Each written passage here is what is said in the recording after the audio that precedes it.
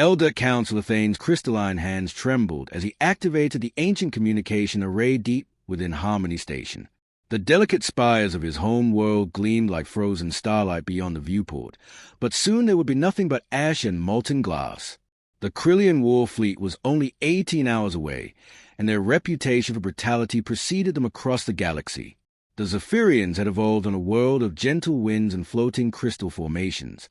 Their bones were made of living mineral, their bodies adapted for low gravity and peaceful existence. They had never known war, never developed weapons beyond simple mining tools. When conflicts arose between star systems, they always called upon the ethereal mediators, ancient beings of pure energy who could negotiate peace between any warring factions. Ancient mediators. Thane whispered into the transmitter, his voice carrying the musical tones of his crystalline throat. We are the children of Harmony Station in the Vega sector. The Krillian Dominion approaches with 17 battle cruisers. They demand our surrender and the mining rights to our crystal caves. We know they will not honor any agreement. Please, we beg you to intervene before our entire colony is destroyed. The message shot out across the void on the sacred frequency that had been used for diplomatic emergencies for over 3,000 years. Thane had no way of knowing that the ethereal mediators had abandoned that channel centuries ago, ascending to a higher plane of existence and leaving the younger species to fend for themselves. 800 light-years away, Captain Jennifer Walsh was finishing her third cup of coffee during the night shift at Terran Deep Space Monitoring Station Alpha 7. The facility hung in the darkness between stars, its massive sensor arrays constantly scanning for any signs of intelligent life. Humanity had been searching the cosmos for decades, sending out signals and hoping for a response that never came. When the alien transmission hit her console, Jennifer nearly dropped her mug. The universal translators struggled with the musical language, but the desperation came through clearly in every note. She stared at the readout in disbelief. After 50 years of searching, first contact was a death sentence for an entire civilization. Computer, verify signal authenticity, she commanded. Signal confirmed authentic. Origin point. Vega sector, approximately 812 light-years from current position. Species identifier, unknown. Linguistic pattern suggests advanced civilization in distress. Jennifer's hands flew over the controls as she began emergency protocols. Within minutes, her transmission was racing through quantum relay stations toward Earth Command. Admiral Robert Hayes was pulled from a strategy meeting about colonial defense when the priority alert reached his desk. Hayes had spent 20 years preparing humanity for the possibility of alien contact. He had imagined first meetings with wise elders sharing knowledge, or perhaps territorial disputes that could be resolved through careful diplomacy. He had never imagined their first alien encounter would involve rescuing a dying species from extermination. How long do they have? Hayes asked as he reviewed the translation. According to the message timestamp and the distance calculations, approximately 17 hours before the hostile fleet arrives at their position. His aide responded. Hayes looked at the star charts. 800 light-years. Even with their fastest ships using experimental jump drives, it would take the human fleet 14 hours to reach the alien colony. They would arrive with maybe 3 hours to spare, if they were lucky. Sir, we don't know anything about these Krillians or their military capabilities, warned Commander Bradley from the Tactical Division. We could be jumping into a fight against technology we can't comprehend.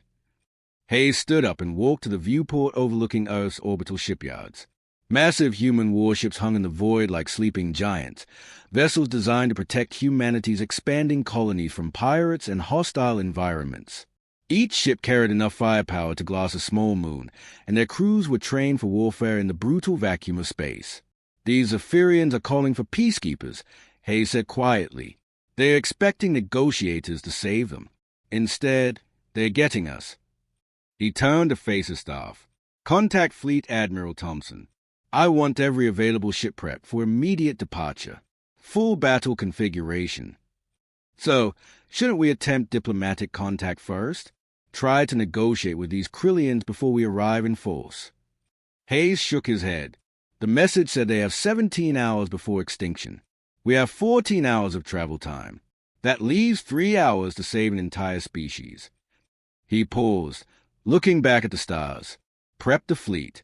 We're going to save them. Within 2 hours, the largest human fleet ever assembled was jumping into hyperspace. 6 to 7 warships carrying 15,000 Marines and the most advanced weapons humanity had ever created raced toward a species that had never seen humans before. The Zephyrians were about to discover that sometimes the universe sends exactly what you need, even if it's not what you asked for. The space around Harmony Station erupted in brilliant flashes as 6 to 7 human warships materialized from hyperspace. The massive vessels emerged from their quantum jumps in perfect formation, their dark metal hulls bristling with weapon arrays and sense equipment. Admiral Hayes stood on the bridge of his flagship, the HMS Defiance, expecting to see the elegant ships of the ethereal mediators already in position around the crystalline space station. Instead, his tactical officer reported something far more disturbing. "Sir, I'm detecting no mediator vessels in the area. The station appears to be defended only by a handful of civilian craft." Hayes stared at the main view screen showing Harmony Station in all its delicate beauty. The structure looked like a massive crystal sculpture floating in space, its transparent walls revealing the 4-foot-tall beings moving frantically within. Docking bays held what appeared to be mining vessels and transport ships, nothing that could stand against a military assault. "Admiral, we're receiving a transmission from the station," reported Communications Officer Patricia Stone. The view screen shifted to show Elder Counselor Thane, his crystalline features reflecting the emergency lighting of his command center. When he saw the human fleet, his large, multifaceted eyes widened in terror. His body, composed of living mineral formations, began to vibrate with fear. "Please." Thane's musical voice carried a tremor of panic through the universal translator.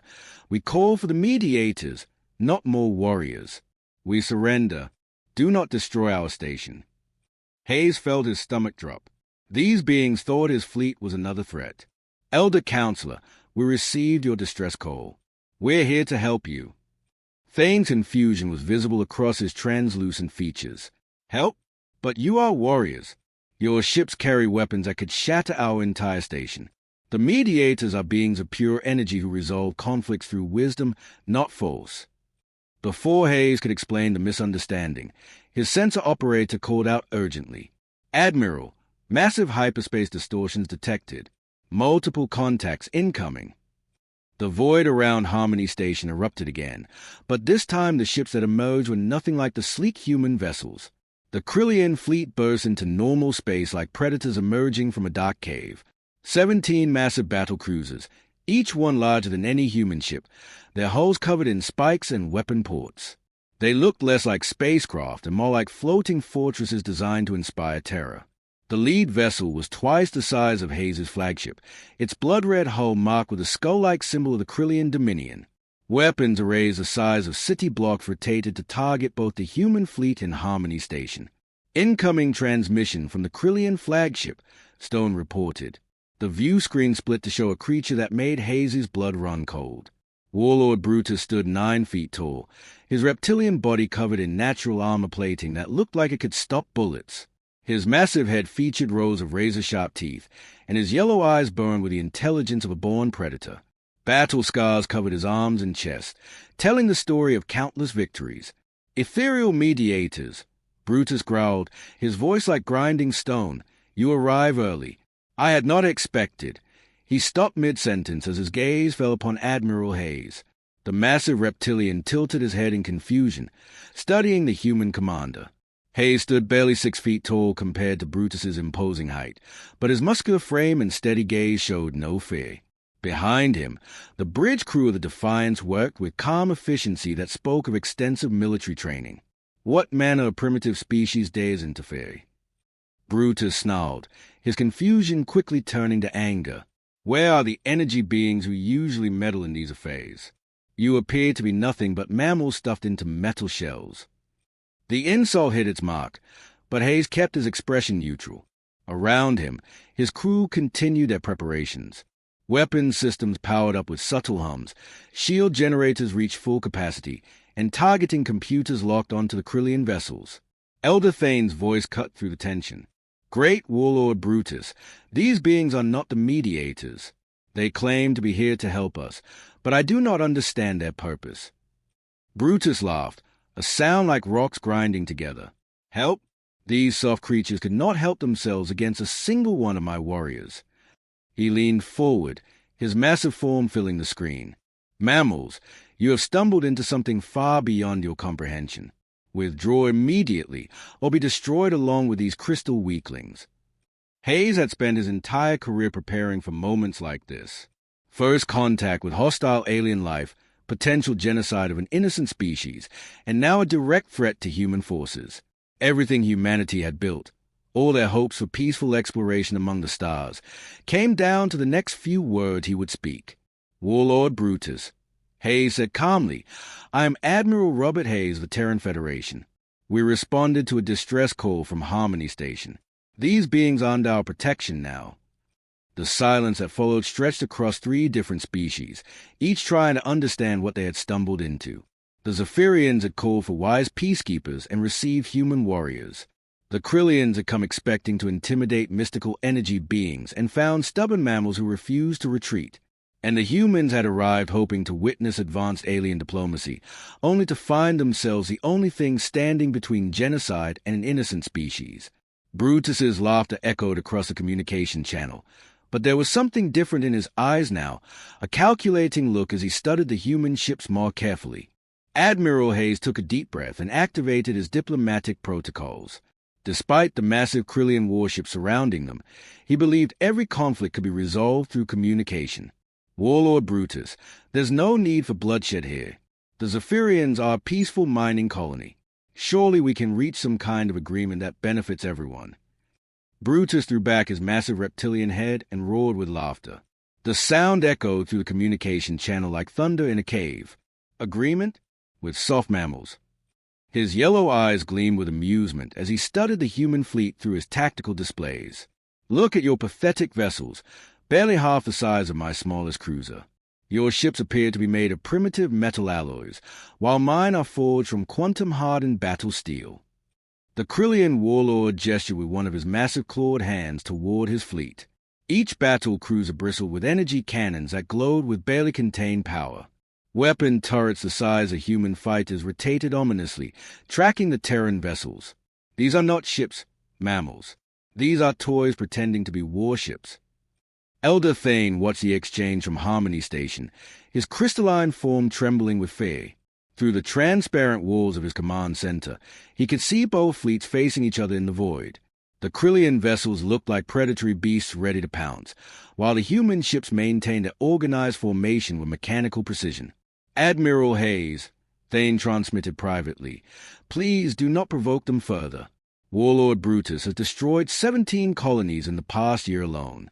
His reputation for cruelty is known across 12 star systems." Hayes acknowledged the warning, but kept his attention focused on Brutus. "Warlord, the Zephyrians called for help. We answered. That makes them our responsibility now. I'm asking you to withdraw peacefully." The massive reptilian's amusement faded, replaced by cold anger. "Asking? You dare make demands of the Krillian Dominion?" Brutus leaned forward in his command throne, his scarred features twisting into a snarl. "Perhaps you mammals need a demonstration of what real power looks like." Without warning, the main cannon of Brutus's flagship rotated toward the HMS Defiance. The weapon was enormous, a particle beam generator that could punch through the armor of most spacecraft like paper. Energy readings spiked as a cannon charged a firing capacity. "So, we're being targeted," shouted Lieutenant Bradley from the tactical station. "Their main gun is powering up." Hayes remained calm, his hands clasped behind his back, shields to maximum. All hands, brace for impact. The Krillian flagship unleashed a devastating blast of concentrated energy. The beam lanced across space in a brilliant flash of purple light, striking the Defiance's forward shield with the force of a small star. The energy discharge lit up the entire area around Harmony Station, causing the Zephyrians to shield their sensitive crystalline eyes. Elder Thane watched in horror, expecting to see the human flagship torn apart by the assault. Throughout the galaxy, such weapons were known to cripple or destroy any vessel they hit. The blast should have overloaded the human ship's power systems and left it dead in space. Instead, the energy beam struck the Defiance's shields and scattered harmlessly into space. The human ship didn't even shudder from the impact. Warning lights flickered briefly on the bridge, then returned to normal as the shield generators absorbed and dispersed the attack. "Damage report," Hayes requested calmly. Shield strength down to 96%. Sir, reported the engineering officer. All systems functioning normally. Hayes turned back to the view screen where Brutus stared in disbelief. Was that supposed to be a threat, Warlord? Because if so, you might want to recalibrate your weapons. The silence that followed was deafening. Even the Zephyrians stopped their panicked movements to stare at the human ship that had just shrugged off a direct hit from a Krillian battle cannon. Brutus's confusion quickly turned to rage. Impossible! No primitive species could withstand that blast. He turned to his weapons officer. Target their engine sections. Full power. This time, 3 of his battle cruisers opened fire simultaneously. Purple energy beams converged on Defiance from multiple angles, creating a light show that could be seen from several star systems away. The barrage lasted for 10 seconds, pouring enough energy into the human ship to vaporize a small moon. When the weapon's fire ceased, the Defiance hung in space completely undamaged. Its shields had dropped to 87%, and the ship's hull showed no signs of stress or damage. But what happened next truly shocked both alien species. Instead of retreating or preparing for battle, the human ship began launching small craft. Dozens of armored figures in environmental suits jetted toward sections of the Defiance that had taken the heaviest bombardment. Elder Thane enhanced his senses to get a better look at the strange activity. What he saw defied everything he knew about spacefaring species. Human Marines were working directly on the outer hull of their ship, making minor adjustments to shield generators and sensor arrays. They moved with casual efficiency in the hard vacuum of space, unprotected except for basic environmental suits. By the crystal caves, Thane whispered, they are working in areas with radiation levels that would kill my people instantly. One of the human Marines was welding a new armor plate to a section that had absorbed multiple direct hits. The radiation readings in that area should have been lethal to any organic life, yet the human worked without any signs of distress. When a piece of equipment floated away in zero gravity, the Marine simply pushed off the hull and retrieved it with movements that suggested he was completely comfortable in the hostile environment of space. Brutus watched this display with growing unease. His own Krillian warriors required heavy radiation shielding and life support systems just to work in space for short periods. These mammals were treating the deadly vacuum like a minor inconvenience. What kind of world did these creatures come from? He muttered to his tactical officer. The officer checked his scanner readings, and his voice carried a note of disbelief. Sir, their home planet appears to be a Class 12 Deathworld. Gravity 3 times standard, toxic atmosphere, and radiation levels that would kill most known species. Brutus realized he was no longer looking at primitive mammals. He was facing predators from a world so hostile it had bred natural survivors. Warlord Brutus's patience finally snapped. The sight of human Marines casually working in lethal radiation had shaken him more than he cared to admit. These weren't the soft mammals he had expected to crush beneath his claws. But pride and centuries of Krillian dominance wouldn't allow him to back down now. All ships. Brutus roared into his fleet communications. Maximum firepower. Reduce these creatures to atoms. This time, the entire Krillian fleet opened fire. 17 massive battle cruisers unleashed everything they had. Particle beams, plasma torpedoes, and quantum disruptors that could crack a planet's crust. The void around Harmony Station erupted into a hellscape of energy that made the previous warning shots look like gentle nudges. Admiral Hayes watched the incoming barrage on his tactical display. The sheer amount of firepower heading toward his fleet would have terrified any reasonable commander. Instead, Hayes felt something cold and calculating settle over him, the same feeling he'd experienced during the Titan colony uprising and the Mars Rebellion. All ships, Hayes transmitted calmly, weapons free. Show them what Earth's children can do. The human fleet responded like a predator finally released from its cage. 6 to 7 warships that had been designed to fight in the brutal environments around Earth's colonies suddenly revealed their true nature. Missile pods opened along their hulls, launching thousands of smart projectiles that moved with terrifying precision. Rail guns that could punch through asteroid armor began targeting the Krillian vessels with mathematical accuracy. But it wasn't the capital ship engagement that shocked the watching aliens. Within seconds of Hayes giving the order, the human fleet released its fighter squadrons. Hundreds of small craft poured from the launch bays, moving with a coordination that seemed impossible. Each fighter was barely larger than a Krillian escape pod, yet they flew through the devastating crossfire like it was nothing more than a training exercise. Elder Thane watched from Harmony Station in amazement as human pilots performed maneuvers that should have been suicidal. They dug between the massive energy beams, using the Krillian ship's own weapons fire as cover while they closed in for attack runs. The delicate Zephyrians could barely survive a minor course correction in their own spacecraft, yet these humans were treating space combat like an art form. Lieutenant Commander James Wright led the fighter assault on the Krillian flagship. His squadron of 12 fighters approached the massive battlecruiser from below, using its own bulk to shield them from the defensive turrets. The Krillian vessel was over 2 miles long, bristling with weapons that could swat fighters like insects. But Wright had trained in the asteroid fields around Jupiter, where a single mistake meant death by radiation or collision. Tiger's squadron targeted their point defense systems. Wright commanded, "Clear a path for the Marines." The human fighters struck with surgical precision. Their weapons might have seemed small compared to the massive Krillian guns, but they hit exactly where they needed to. Defense turrets exploded in cascades of sparks, creating gaps in the enemy ship's protective fire. That's when the real shock came. From the bellies of the human fighters, armored figures launched themselves directly at the Krillian hulls. No landing craft, no docking procedures, just human Marines in powered armor flying through hard vacuum toward enemy ships. Colonel Patricia Stone led the boarding assault on Brutus's flagship. She had been born on Mars, where the gravity was only 1/3 of Earth's, but her bones and muscles still carried the strength of humanity's brutal homeworld. As she jetted toward the enemy hull, explosive charges in her pack armed themselves automatically. The Krillian crew watched in disbelief as the small human figures attached themselves to their ship's outer armor.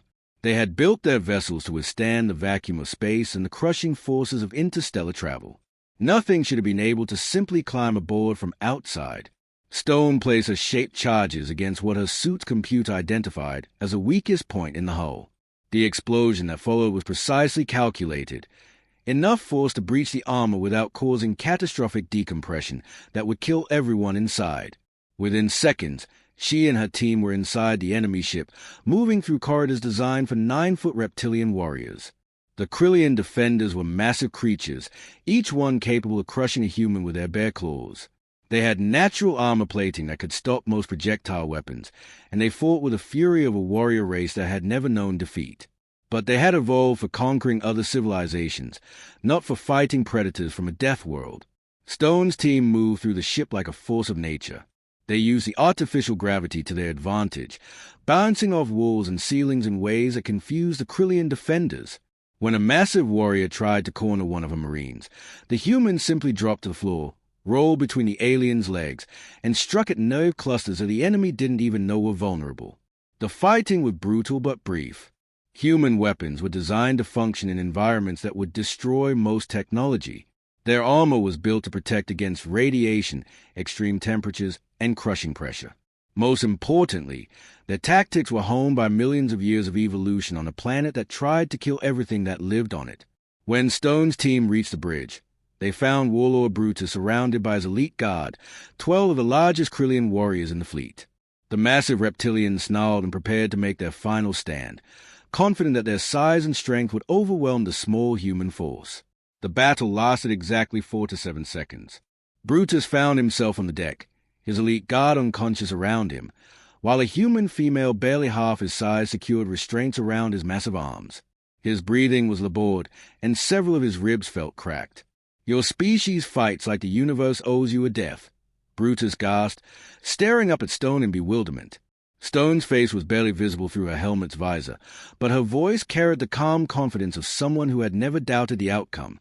"Welcome to Earth's children, Warlord. You just learned why we're the galaxy's newest apex predators." The aftermath of the battle left Harmony Station surrounded by the wreckage of what had once been the most feared fleet in the galaxy. Of the 17 Krillian battle cruisers that had arrived to terrorize the peaceful Zephyrians, only 3 limped away into hyperspace with their hulls cracked and their crews demoralized. The rest floated as twisted metal monuments to the day the galaxy learned about humanity. Admiral Hayes stood in the observation deck of the HMS Defiance, watching human salvage crews work alongside Zephyrian engineers to clear the debris field. The crystalline beings moved with careful precision, their 4-foot frames dwarfed by the human Marines who handled chunks of battle-grade armor like children's toys. What amazed Hayes most was how quickly the two species had begun working together, despite coming from worlds so different they might as well have been from separate universes. Elder Thane's voice came through the communication system, still carrying that musical quality that made everything sound like a gentle song. Admiral Hayes, the emergency session of the Galactic Council has been scheduled. They are eager to learn about your species. Hayes chuckled. I bet they are. News travels fast in space, doesn't it? The truth was that word of the battle had spread across known space faster than even Hayes had expected. The Zephyrians had broadcast the entire engagement on their emergency networks, and within hours every peaceful species in the galaxy was talking about a mysterious Deathworld race that had appeared from nowhere to destroy the Krillian Dominion. Captain Jennifer Walsh, now promoted to Admiral for her role in First Contact, arrived at Harmony Station aboard the newly constructed embassy ship. The vessel was a marvel of human-Zephyrian cooperation, human engineering providing the strength and durability, while Zephyrian crystal technology created the most beautiful spacecraft ever built. The ship's hull was partially transparent, allowing natural light to flow through chambers designed for both species. Admiral Hayes, Walsh reported as she came aboard the Defiance, you're not going to believe what's happening back on Earth. The communication core is being flooded with messages from across the galaxy. Every peaceful species that's ever been threatened by aggressive neighbors is trying to contact us. Hayes reviewed the reports on his personal tablet. The gentle traders of the Spiral Arm were requesting protection from the Iron Claw pirates. The Singing Forest civilization was begging for help against strip mining operations that were destroying their living planet. Even the ancient archive keepers, who had hidden themselves for centuries to protect their vast libraries, were reaching out for assistance. They are all using the old diplomatic frequency, Walsh continued. The same one the Zephyrians used to contact us. It's like they figured out that the ethereal mediators are gone, and now they are hoping we'll take their place. The irony wasn't lost on Hayes. Humanity had spent decades searching for signs of intelligent life, dreaming of joining a galactic community of wise alien civilizations. Instead, they had discovered a galaxy full of peaceful species being terrorized by predators, with no one powerful enough to protect them. 3 weeks later, Elder Thane stood before the assembled representatives of the Galactic Council. The ancient chamber on the neutral world of Concord Prime had seen thousands of diplomatic sessions over the centuries, but never one quite like this. The delicate Zephyrian's words carried across the vast hall where dozens of alien species listened with rapt attention. Honored counselors, Thane began, his crystalline voice amplified by the chamber's acoustic systems. We called for peacekeepers and received warriors. Yet these warriors chose to protect rather than conquer. When the Krillian Dominion threatened our existence, the humans could have simply taken what they wanted from our world. Instead, they asked for nothing but the chance to establish peaceful relations. The council chamber buzzed with translated conversations as representatives discussed this unprecedented situation. The ethereal mediators had been wise and ancient, but they had never been fighters. When aggressive species refused to negotiate, the mediators could only withdraw and hope for the best. These humans offered something different, the ability to enforce peace through strength. A representative from the Fragile Ring civilization stood to speak. Elder Thane, what assurance do we have that these humans will not become the very threat they claim to protect us from? Power corrupts even the most noble intentions. Thane's response carried the weight of someone who had witnessed human nature firsthand. During the 3 weeks they have remained at Harmony Station, the humans have shared their technology freely, asked for no tribute or payment, and their soldiers have spent their off-duty time helping our children learn about their homeworld. They tell stories of a planet so dangerous that simply surviving there requires a kind of strength they use to defeat the Krillians. Yet they use that strength to help others, not to dominate them. Back aboard the Defiance, Admiral Hayes received constant updates from the council session. The debate had been going on for hours, with various species arguing about whether to formally request human protection. The decision came when news arrived that the Void Hunters, another aggressive empire, had attacked a peaceful colony in the Outer Rim. Admiral, his communication officer reported, we're receiving a direct request from the Galactic Council. They are asking if humanity will be willing to respond to the attack on the Meadowlands colony. Hayes looked out at the stars, thinking about the weight of the decision before him. Humanity had accidentally stumbled into the role of Galactic Protector, and now an entire civilization was asking them to embrace that responsibility officially. Signal the fleet, Hayes ordered. Set course for the Outer Rim, and send a message to Earth Command. Tell them to start building more ships. We're going to need them. As the human fleet jumped into hyperspace once again, Elder Thane broadcast a final message to the galaxy. The age of the ethereal mediators has ended. The age of the guardian humans has begun. Humanity had found their place among the stars, and Hayes discovered he was proud of what that place had become. Asterisk the END asterisk.